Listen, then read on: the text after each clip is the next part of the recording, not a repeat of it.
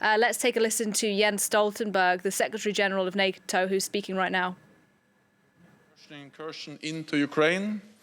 Moscow has now moved from covert attempts to destabilize Ukraine to overt military action. This is a serious escalation by Russia and a flagrant violation of international law.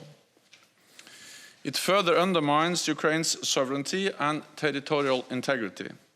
It damages efforts to find a peaceful resolution to the conflict, and it has grave consequences for European security. This is a crisis created by Russia alone. We commend Ukraine for its restraint in not responding to Russia's repeated provocations. We stand in solidarity with the Ukrainian people and its government. Allies are united in their full support for Ukraine's sovereignty and territorial integrity within its internationally recognized borders. We will continue to provide Ukraine with strong political support, and allies are providing equipment to help Ukraine defend itself, as well as sustained financial support. For months, Russia has been building up a massive military force in and around Ukraine, including in Belarus, with well over 150,000 troops and fighter jets and attack helicopters. Many units are now forward deployed in combat formations. They are out of their camps in the field and ready to strike. NATO is resolute and united in its determination to protect and defend all allies.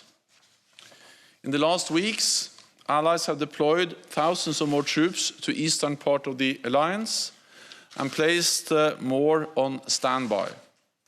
We have over 100 jets at high alert, and there are more than 120 allied ships at the sea from the high north to the Mediterranean. We will continue to do whatever is necessary to shield the alliance from aggression.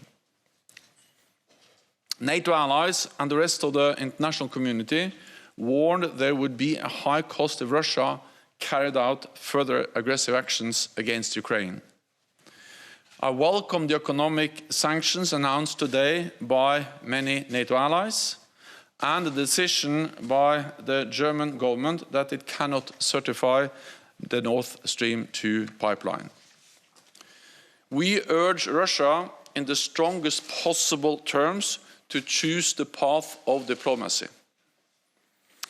This is the most dangerous moment in European security for a generation. But Europe and North America continue to stand strong together in NATO, united and committed to defend and protect each other. And with that, I'm ready to take your questions. Okay, we'll go to Ukraine form here. Dmitry Shkurko, National News Agency of Ukraine. As NATO has quite transparent. You've been listening there to Jens Stoltenberg, the Secretary General of NATO, making a brief address before he takes questions there from journalists.